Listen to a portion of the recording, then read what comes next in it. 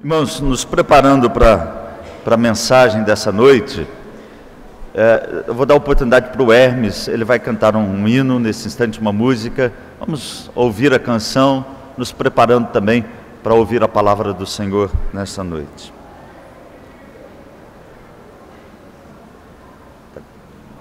Vá para cima. Vamos louvar o nosso Deus. A graça de Deus, que doce som, levou-me ao Salvador. Perdido era eu, a graça me achou. Tão grande salvação, perigos, horrores passarei na peregrinação, mas pela graça alcançarei celestial mansão. E quando enfim ao céu chegar, louvores cantarei, jamais terminará o gozo perenal da graça que ganhei.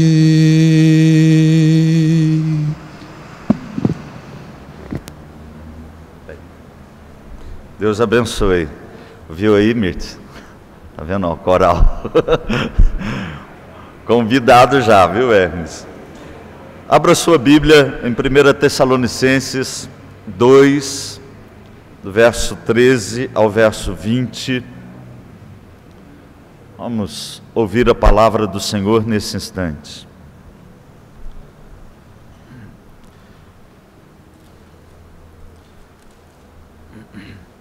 Diz assim a Bíblia: outra razão ainda temos nós para incessantemente dar graças a Deus, é que, tendo vós recebido a palavra que de nós ouvistes, que é de Deus, acolhestes não como palavra de homens, e sim como em verdade é a palavra de Deus, a qual com efeito está operando eficazmente em vós os que credes. Tanto é assim, irmãos, que vos tornastes imitadores das igrejas de Deus existentes na Judeia em Cristo Jesus, porque também padecestes da parte dos vossos patrícios as mesmas coisas que eles, por sua vez, sofreram dos judeus, os quais não somente mataram o Senhor Jesus e os profetas, como também nos perseguiram, e não agradam a Deus, e são adversários de todos os homens, a ponto de nos impedirem de falar aos gentios para que estes sejam salvos, a fim de irem enchendo sempre a medida de seus pecados. A ira, porém, sobreveio contra eles definitivamente. Ora, nós, irmãos, orfanados por breve tempo de vossa presença, não porém do coração, com tanto mais empenho diligenciamos com grande desejo e ver-vos pessoalmente. Por isso quisemos ir até vós, pelo menos eu, Paulo, não somente uma, mas duas. Contudo, Satanás nos barrou o caminho.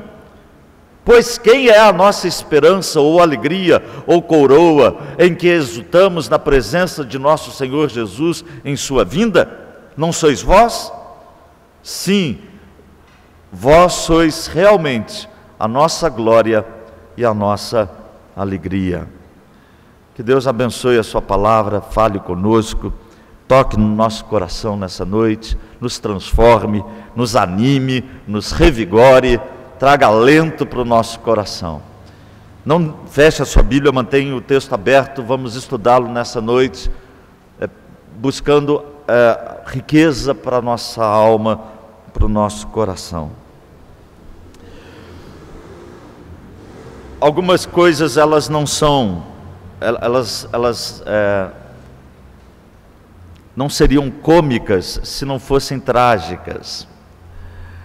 E constantemente eu tenho assistido e lido artigos e vídeos sobre esse evangeliquez nos nossos dias, né? Esse evangelho deformado que nós temos ouvido pregar nos nossos dias. E um desses pregadores da teologia da prosperidade disse o seguinte: nós devemos ser prósperos porque Jesus era próspero. E ele disse o seguinte, que Jesus tinha casa na praia e que nós precisamos ter casa na praia também. Eu falei, tudo bem se a gente entender que Jesus morava lá à beira do mar da Galileia, ou lago de Genezaré, a gente até pode concordar que Jesus morava à beira-mar, ou à beira do lago. Mas eu achei interessante o argumento dele. Ele disse o seguinte: como que Jesus guardou dinheiro para comprar uma casa na praia? E aí ele disse que Jesus, aos 12 anos, assumiu a carpintaria de José. José tinha morrido e Jesus assumiu a carpintaria. Naquela época, disse o pregador, um carpinteiro, para entregar uma simples mesa com 4 cadeiras, gastava no mínimo 1 ano para fabricar essa mesa com essas 4 cadeiras, porque ele tinha de ir lá na floresta, cortar a árvore, escolher, serrar com toda a dificuldade, não tinha nenhum material elétrico. Então depois de 1 ano ou mais, a pessoa entregava uma simples mesa com 4 cadeiras. Quando Jesus assumiu a carpintaria de José aos 12 anos, as pessoas iam encomendar uma mesa com 4 cadeiras e Jesus perguntava para elas o seguinte: quando que você precisa? E a pessoa falava, daqui uns 4 meses, 5 meses. E Jesus então dizia, passa aqui amanhã que já está pronto. Porque ele fazia assim, a árvore vinha, as coisas cortavam, e tudo estava prontinho. E aí Jesus ficou rico, e com o dinheiro da carpintaria ele comprou uma casa na praia. Eu não estou brincando, eu ouvi isso. Eu não sei porque as coisas chegam para mim também, só para me provocar. E aí eu vou usar aqui no domingo de manhã essas histórias. Bem diferente, irmãos, do que Paulo prega, do que os apóstolos pregam. Bem diferente deve ser a nossa pregação, pura, simples, poderosa, é claro, mas voltada para a palavra de Deus, para o poder de Deus que transforma o coração, a vida, traz rumo novo, cura as feridas passadas, e não simplesmente essa falta de bom senso que a gente tem ouvido por aí. Vamos olhar para o texto, irmãos, esse texto é maravilhoso. Carta de Paulo aos Tessalonicenses. Eu quero que você imagine comigo a situação, a vida, a chegada de Paulo à cidade de Tessalônica. A igreja dos Tessalonicenses fora fundada pelo apóstolo Paulo, na sua 2ª viagem missionária. Depois do concílio de Jerusalém, Paulo, não mais agora com Barnabé, mas com Silas, ele vai até a Ásia Menor, visitar aquelas igrejas que ele tinha fundado na sua primeira viagem missionária.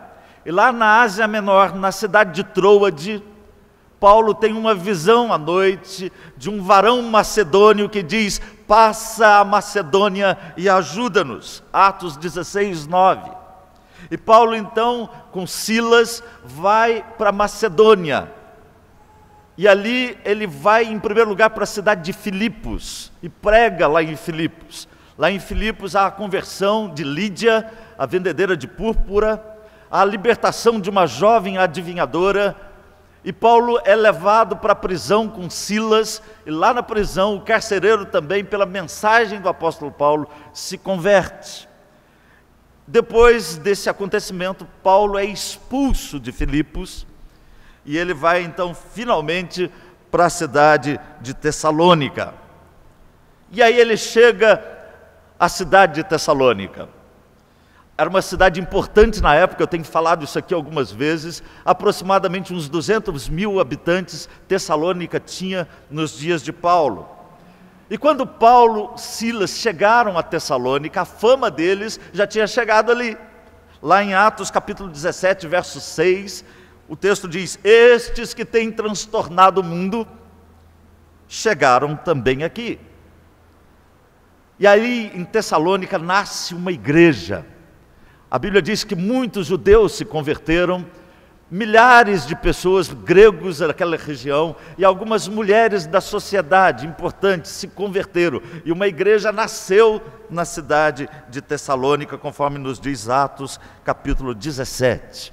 Mas junto com esse evangelho florescente, houve uma perseguição também na cidade de Tessalônica.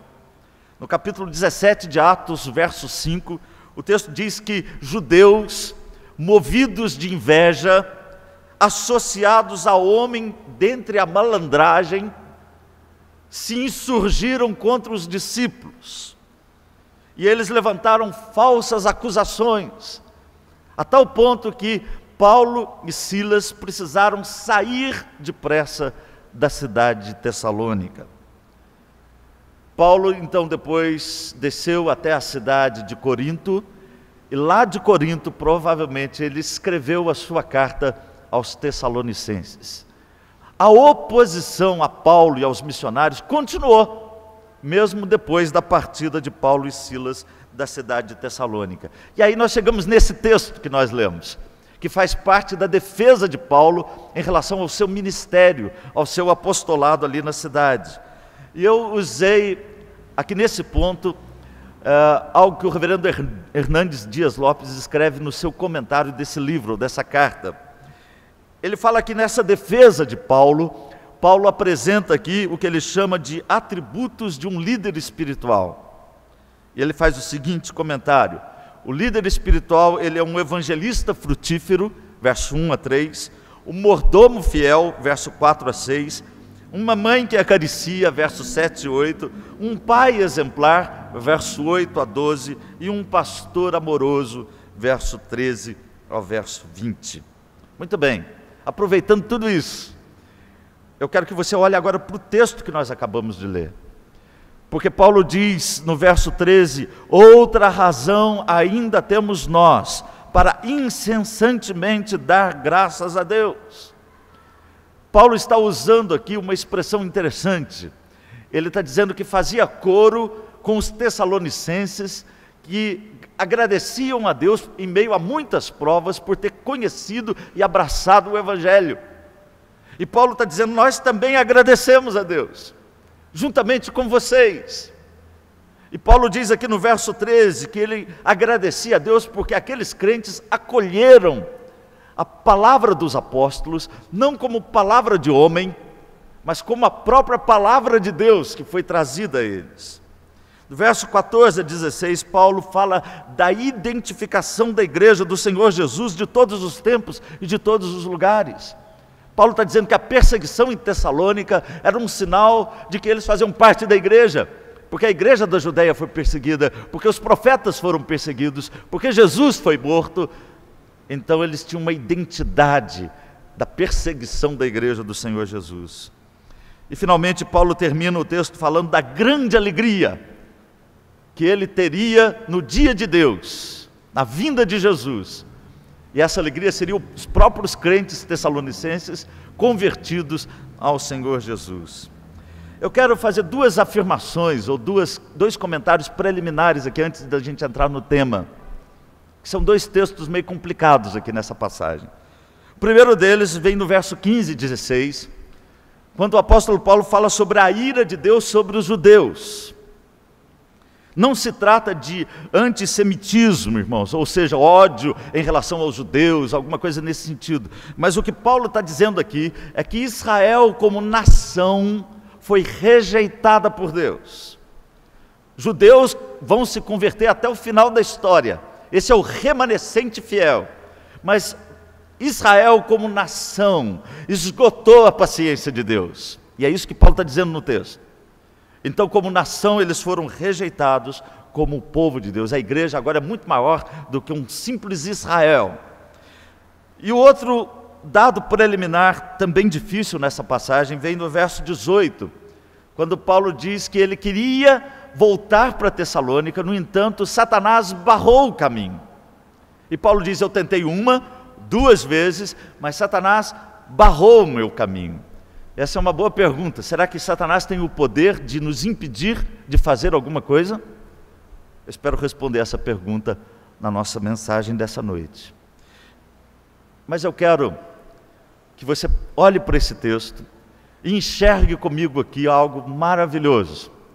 Porque esse texto fala sobre a palavra, o povo e a glória de Deus. A palavra de Deus, o povo de Deus e a glória de Deus. E é esse tema que eu quero desenvolver aqui nessa noite. Em primeiro lugar, com o objetivo de valorizar ou de entender o valor da palavra de Deus em nossas vidas. Em segundo lugar, aceitar a nossa identidade como família da fé. Essa identidade é a perseguição, a oposição. E em terceiro lugar, transformar os nossos amigos em galardões lá no céu. Esse é o objetivo da mensagem nessa noite. A palavra de Deus, o povo de Deus e a glória de Deus. Vamos começar com a palavra de Deus, verso 13. Outra razão ainda temos nós para incessantemente dar graças a Deus, é que tendo vós recebido a palavra que de nós ouvistes, que é de Deus, acolhestes como palavra, não como palavra de homem, e sim como em verdade é a palavra de Deus, a qual com efeito está operando eficazmente em vós os que credes.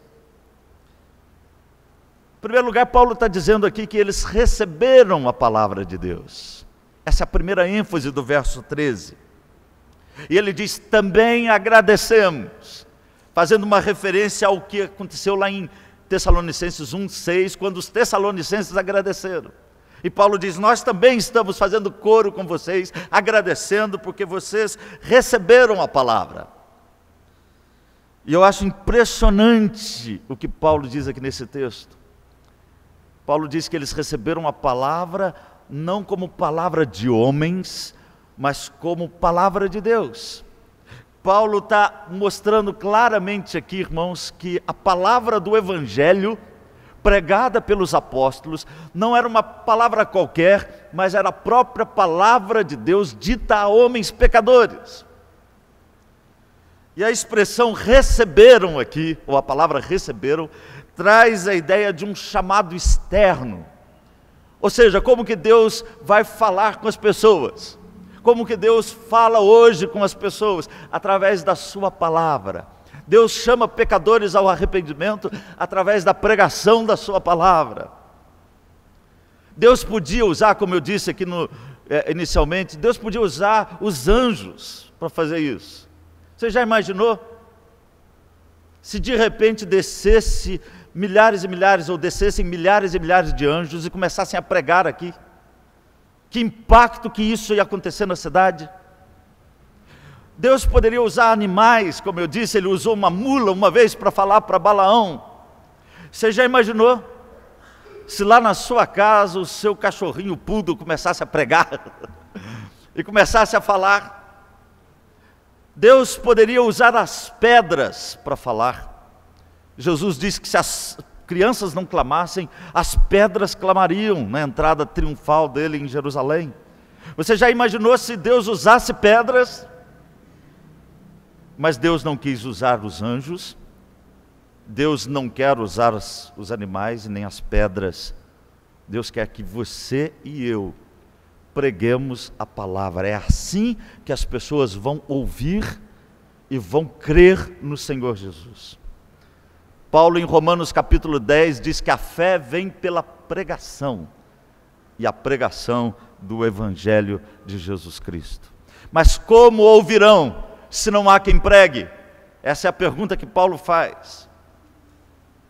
Em segundo lugar, eles não só receberam a palavra, irmãos, mas eles acolheram a palavra. A palavra acolher aqui no texto, essa palavra grega que eu coloquei aí, dekomai, que significa receber com hospitalidade, significa acolher no coração. Ou seja, eles não só ouviram a palavra de Deus, mas eles guardaram, acolheram, internalizaram a palavra, trouxeram a Bíblia para dentro deles como um tesouro inesgotável. E aí Paulo diz mais uma vez, não como palavra de homens, mas como palavra de Deus. Eu creio firmemente nisso, que a palavra pregada com fidelidade é o próprio Deus falando através da boca do pregador. Creio firmemente nisso. Essa é inclusive uma herança da nossa visão reformada. Os reformadores acreditavam que os pregadores que fielmente pregam a palavra de Deus são a boca de Deus. E essa palavra de Deus, ela não pode ser tratada de qualquer jeito. Ela não pode ser futilizada, ela não pode ser desprezada, ela não pode ser ridicularizada. Você precisa entender que Deus está falando com você, e você precisa pegar esse tesouro e guardar no seu coração, agasalhar na sua alma. O salmista disse isso: guardo a tua palavra no meu coração, para não pecar contra ti. Em terceiro lugar, eles praticaram a palavra de Deus. Quando Paulo diz que a palavra estava operando eficazmente neles, a ideia de que aquela palavra estava produzindo frutos, estava trazendo efeito. E ele usa uma expressão interessante, ele usa a palavra grega energel, energia, ou seja, a palavra tem uma energia, não no sentido que os artistas da televisão falam, mas no poder de Deus para transformar vidas, corações. Às vezes a gente não crê que Deus pode transformar. Prega a palavra.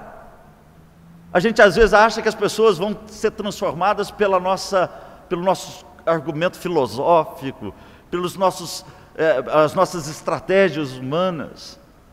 Prega essa palavra, porque ela é energia de Deus, poder de Deus. E essa palavra que é poder de Deus vai fazer produzir frutos. E eu acho interessante, irmãos, porque o texto diz que ela continuava fazendo isso. E aí Paulo associa o poder da palavra à fé, porque ele termina dizendo: fruto aos que creem.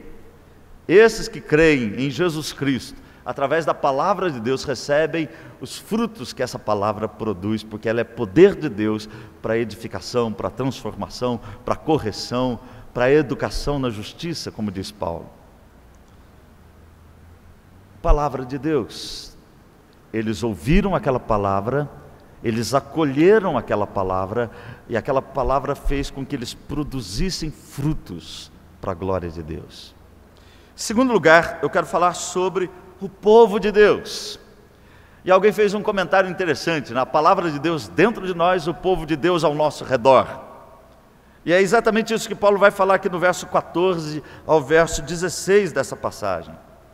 E ao falar sobre o povo de Deus, ele fala em primeiro lugar sobre a disposição para sofrer. Verso 14: tanto é assim, irmãos, que vos tornastes imitadores das igrejas de Deus existentes na Judéia em Cristo Jesus, porque também padecestes da parte dos vossos patrícios as mesmas coisas que eles, por sua vez, sofreram dos judeus. O que há em comum na história da igreja entre os crentes que professam a fé salvadora em Cristo Jesus? Qual que é a credencial do crente? Paulo diz: não é a prosperidade, não é a boa vida. A credencial do crente na história do cristianismo se chama perseguição. Isso não é uma coisa muito boa da gente ouvir, mas é o que a Bíblia nos ensina. Paulo diz a Timóteo: se alguém quer viver piedosamente em Cristo Jesus, será perseguido.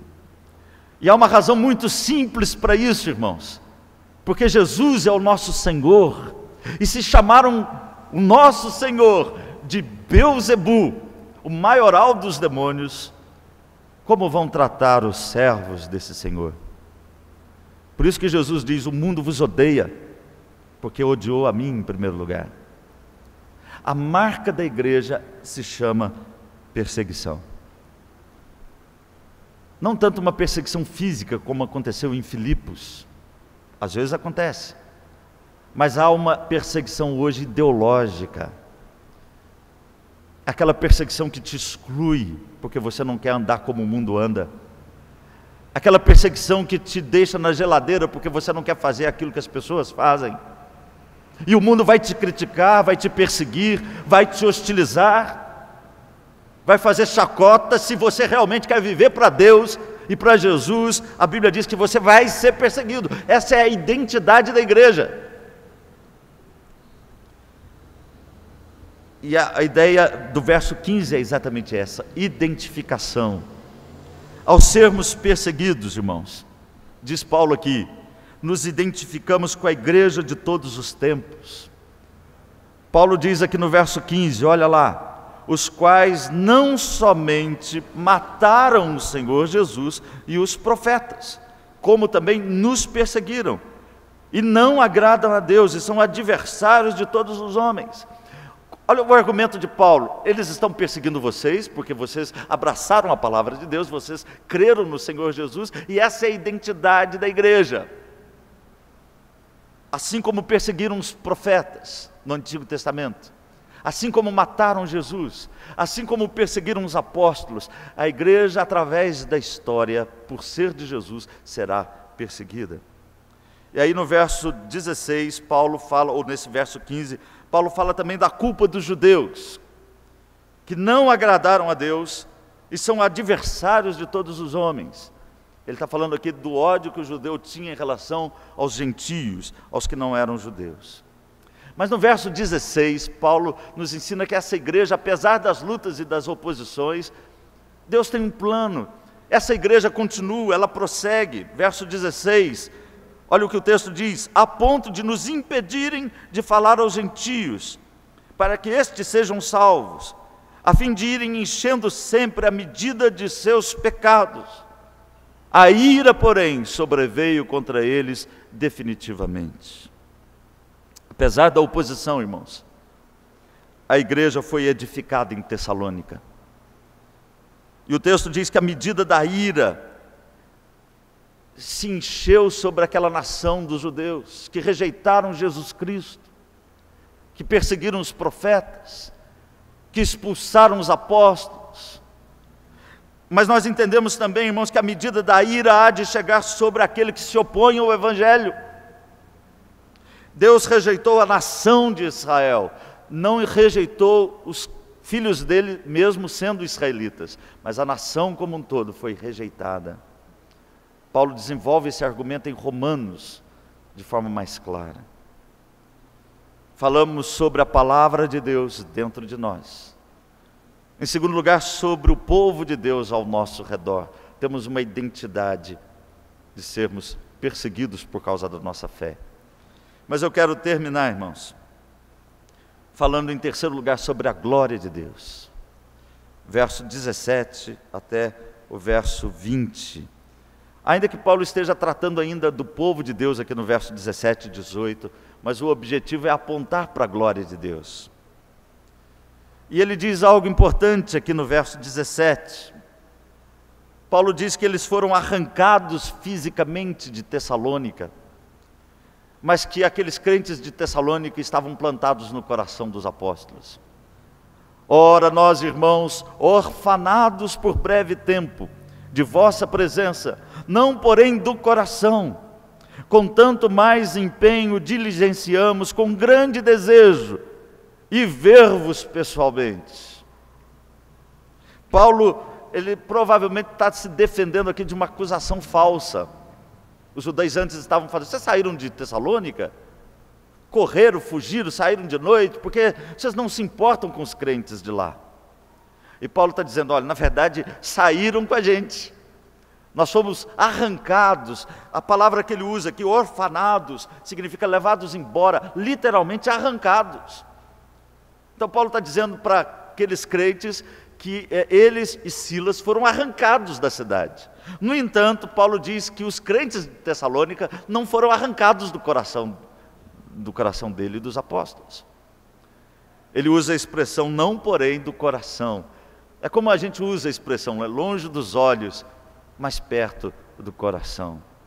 O Instituto Gammon tem uma frase que eu acho bonita, todo gamonense conhece muito bem essa frase. Foi dita por um ex-aluno, e ele disse: o Gammon sai da gente, a gente sai do Gammon, mas o Gammon não sai da gente. Todo aluno do Gammon tem essa frase como um lema para a sua vida. E é o que Paulo está dizendo aqui. Nós saímos de Tessalônica, mas vocês estão plantados aqui no nosso coração. E vocês são a nossa alegria, a nossa esperança, a nossa coroa, a nossa glória. E aí Paulo fala de algo que eu já tratei na introdução, mas eu quero comentar um pouquinho mais. Paulo fala do impedimento de Satanás, aqui no verso 18. E ele diz: por isso quisemos ir até vós, pelo menos eu, Paulo, não somente uma vez, mas duas. Contudo, Satanás nos barrou o caminho. Duas perguntas aqui, para fazer a gente pensar um pouquinho. Quem está por trás dos impedimentos na nossa vida? Será que é Satanás? Será que Satanás pode impedir? Será que ele tem o poder de barrar o nosso caminho? Paulo indica aqui nesse texto que aparentemente sim. Segunda pergunta que eu faço é: como que Satanás barrou o caminho de Paulo? Se ele tinha uma intenção tão importante na sua vida. A essa segunda pergunta, eu não sei responder você. Há algumas sugestões. Alguns dizem que Satanás barrou o caminho, instigando ainda mais os judaizantes de Tessalônica. Outros acham que Satanás barrou o caminho, fazendo com que as autoridades de Tessalônica impedissem a volta de Paulo. Alguns acreditam que Satanás barrou o caminho, mandando uma enfermidade para Paulo, mensageiro de Satanás, aquele espinho na carne que ele menciona em Coríntios. Nós não sabemos, na verdade, como Satanás barrou o caminho. Na verdade, Paulo tinha uma intenção, e ele então diz que Satanás tinha barrado a sua intenção. Mas eu quero afirmar, e eu quero explicar isso daqui a pouquinho, que os planos de Deus jamais serão frustrados, mesmo que Satanás tente. Já que eu falei do Instituto Gammon, eu vou contar duas histórias. Vou atingir a nossa realidade aqui também. No século XIX, quando a escola americana veio para o Brasil, os missionários queriam plantar igrejas no Brasil, e ao lado de uma igreja, uma escola e um hospital. E os missionários vieram para o interior de São Paulo para criar a primeira escola evangélica da América Latina. E fundaram na cidade de Campinas o colégio americano, o colégio evangélico. Eduardo Lane e George Morton foram os fundadores dessa escola. Eles tinham planos para a escola em Campinas. Alguns estavam sendo matriculados na escola, e aquele ideal de fazer da escola um campo de missão aqui em Campinas começou a ir adiante. Só que a febre amarela dizimou a população. Muitos missionários, inclusive Eduardo Lane e outros, foram mortos ou morreram por causa da febre amarela. E Samuel Gammon, com 20 e poucos anos de idade, 27 anos se não me engano, sendo o mais velho da turma, pegou esse pessoal todo e foi para esse Brasil afora, tentando achar um lugar para instaurar a escola evangélica fundada em Campinas. Foram a uma cidade chamada Porto Real, hoje Iguatama. Porto Real era um lugar que as pessoas, para atravessar o rio São Francisco, precisavam pagar uma moeda. Lá em Iguatama, o Porto Real, o reverendo Samuel Gammon foi rechaçado, não uma, mas várias vezes. Ele entendia que Iguatama seria um bom lugar para fundar a escola, porque era um cruzamento de linha férrea. E ele foi expulso da cidade. E se não fosse um fazendeiro ali da região que o protegesse, ele seria apedrejado pelas pessoas ali de Guatama. E ele foi então até uma cidade que era uma pequena vila na época, mas a linha férrea tinha chegado lá e seria um cruzamento importante. E lá em Lavras, então, ele fundou a escola que está lá até hoje. Quem barrou o caminho em Campinas? Quem impediu da escola ser fundada em Guatama?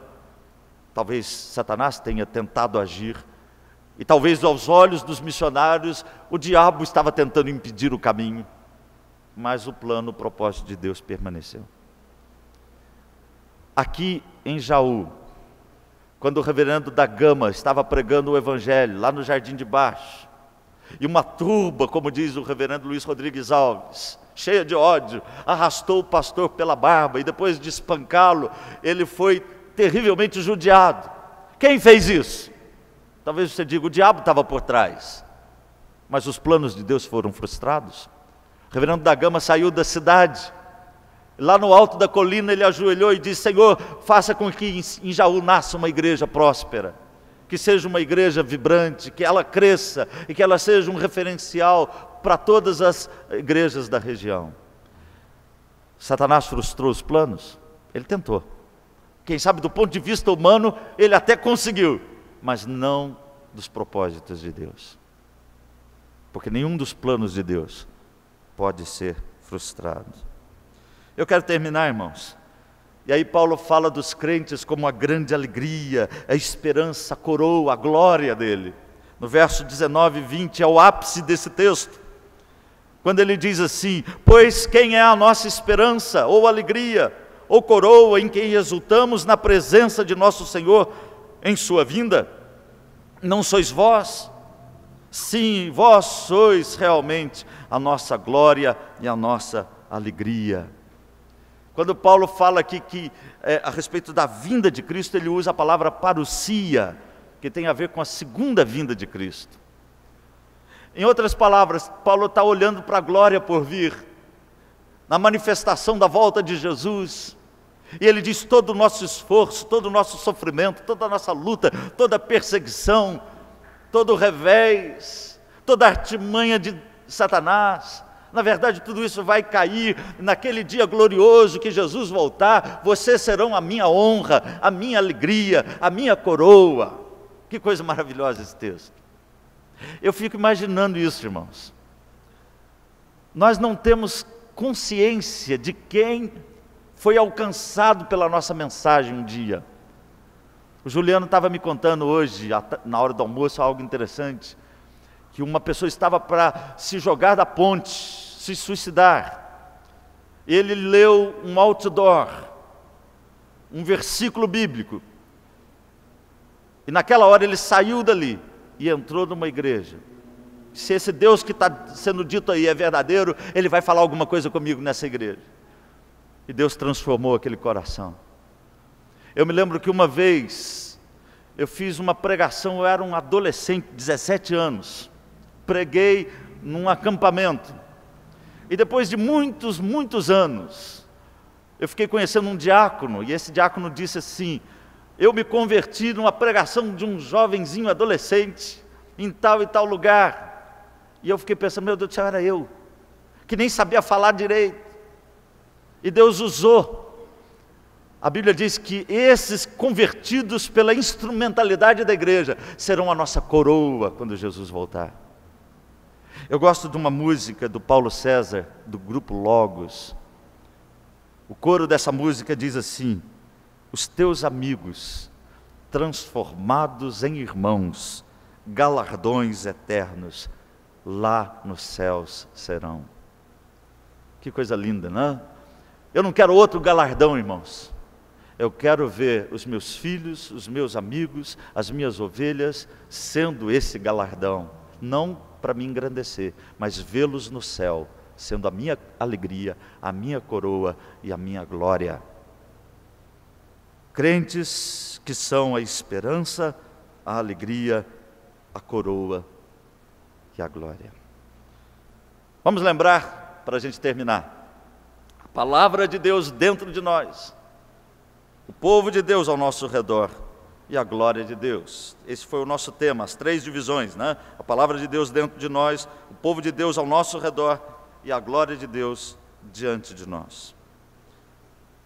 Algumas aplicações bem rápidas. Primeira, ouça, guarde e pratique a palavra de Deus.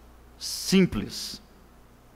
Segundo, a bem-aventurança na perseguição. Alegre-se por isso. Se você está sendo perseguido por Jesus, e não por ser um malfeitor ou por se intrometer na vida do outro, mas por Jesus, então se alegre com essa perseguição. Satanás pode tentar impedir o caminho, mas os planos de Deus não serão frustrados. Creia nisso. Quarto e último lugar, transforme o seu amigo no seu galardão, pregando para ele a salvação. Que Deus nos abençoe. Vamos cantar Consagração.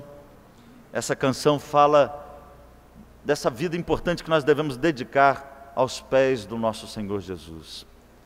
Vamos cantar esse hino, esse cântico. O pessoal do louvor pode vir.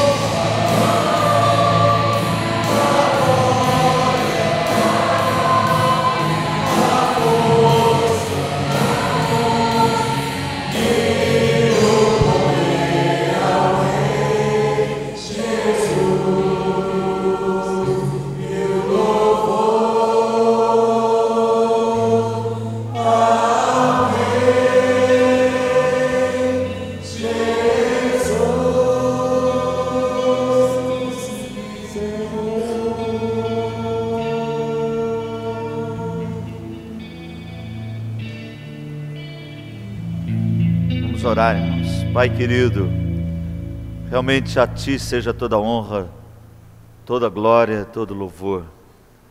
Abençoa a Tua igreja, Pai.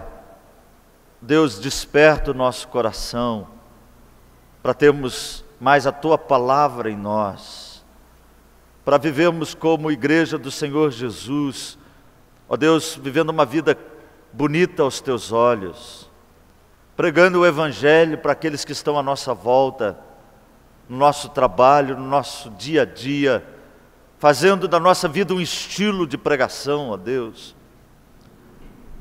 Abençoa a Tua igreja, Pai, cura os enfermos, liberta, Pai, aqueles que estão encarcerados na alma, como já foi pedido aqui nessa noite, ó Deus, que o Teu povo libere perdão, ame o irmão, pregue o Evangelho e viva para a honra e glória do Senhor. Abençoa a Tua igreja, nós oramos, Pai, em nome de Jesus. E agora, irmãos, que a graça preciosa de Jesus, o nosso Salvador e Senhor, que o amor de Deus, o nosso eterno e poderoso Pai, e que a comunhão, as consolações, a companhia do Espírito Santo, sejam com todos nós, com todo o povo de Deus que está espalhado pela face da terra, hoje e para todos sempre. Amém.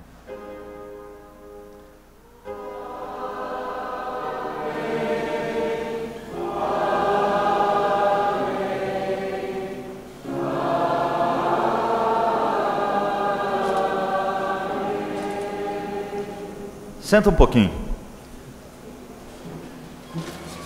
Só mais um minuto, nem isso. Alguém nos visita nessa noite? Por favor, fique em pé. Algum visitante está conosco nessa noite? Acho que não temos visitante, que Deus abençoe.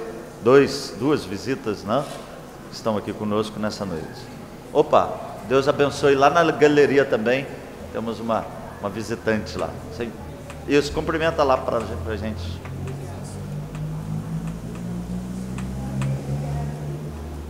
Deus te abençoe da cabeça aos pés. Dê um abraço aí na pessoa que está do seu lado, atrás de você.